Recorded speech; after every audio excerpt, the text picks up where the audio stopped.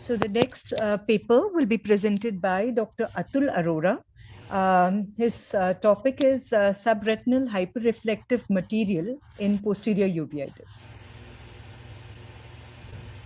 Am I audible? Yes. Yes. Yeah. Morning, everyone. At the onset, I would like to thank AIOS for the opportunity.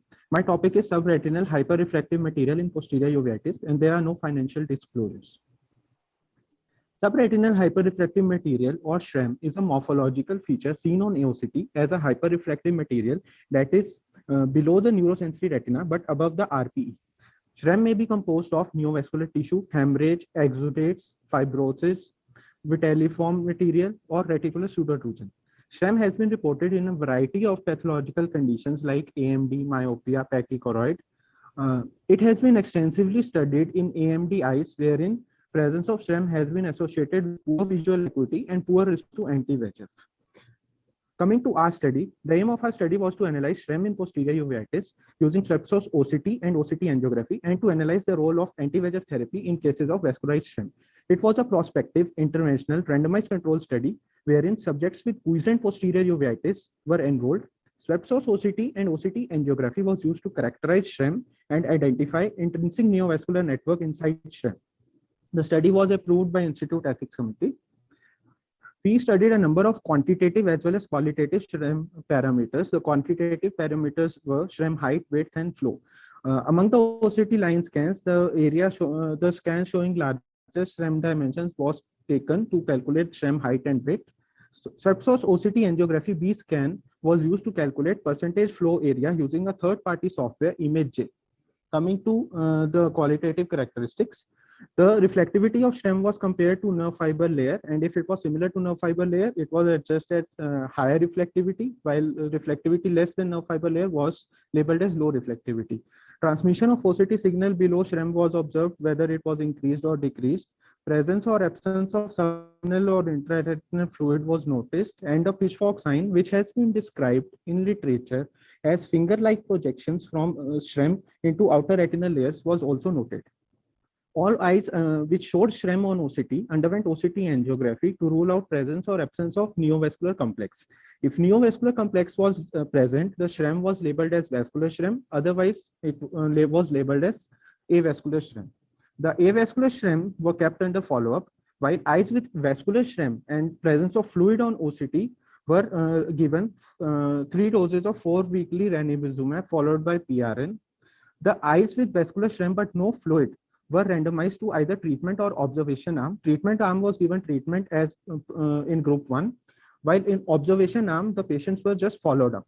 The crossover criteria being drop in visual acuity, development of metamorphopsia, or appearance of fluid. The follow-up period was 6 months. Coming to results, we enrolled 42 eyes of 33 patients with mean age of 29 years. Tubercular choroiditis, multifocal choroiditis, and PIC were the predominant etiological diagnosis. Out of 42 eyes, 28 eyes had vascular SHREM, while 14 had avascular SHREM. The eyes with of 28 eyes with vascular SHREM, 6 had fluid and received treatment as per protocol. The remainder 22 eyes were randomized in ratio 1:2. Out of 15 eyes that were observed without treatment, 4 developed symptoms during the study period and were crossovered. Now, let us compare the OCT characteristics at baseline between vascular and avascular SHREM.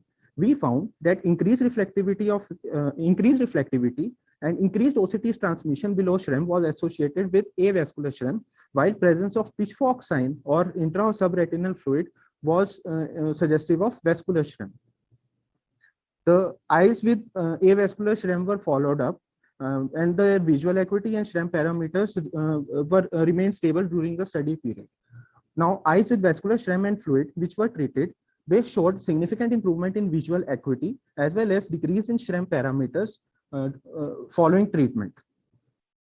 Coming to eyes with vascular SHREM but no fluid, which were randomized to treatment or observation arm, we found the groups were similar in demography.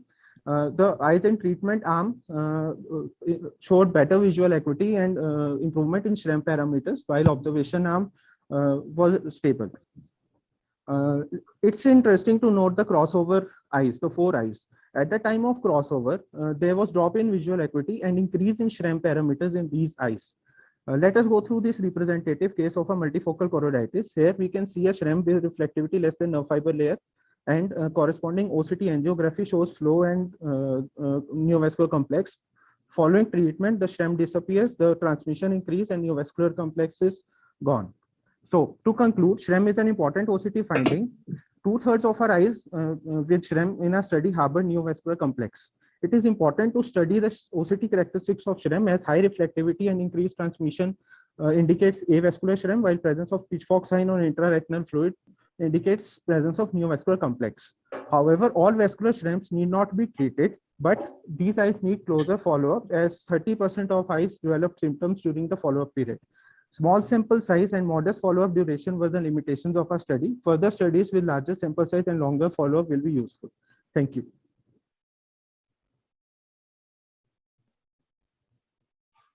SRHM is such an umbrella term. Is that valuable for you to really come to a conclusion?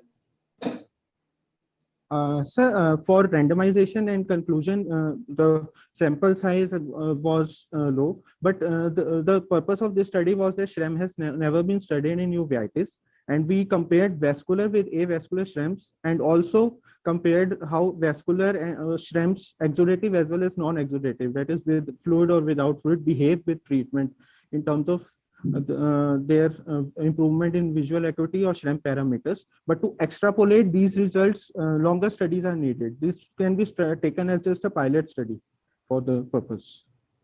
Excellent paper, Atul. I mean, the thing is that it is a novel concept of comparing both this and classifying it into vascular and avascular. What is the kind of follow-up that you had for the avascular SREM? Ma'am, in the avascular SREM, we had the similar follow-up like vascular, 6 months. All these eyes showed, none of the eyes developed vascularity inside SREM, and the visual acuity and SREM parameters like height, width were stable over the follow-up period. And So obviously directly you there saw was them no at SREM 6 flow months inside. from the time No, inception. we were following the patient monthly for the study purpose, because the follow-up period for the treatment arm was monthly. That was what I was So asking. these eyes, yeah. So these were the patients that were on regular follow-up in our clinic.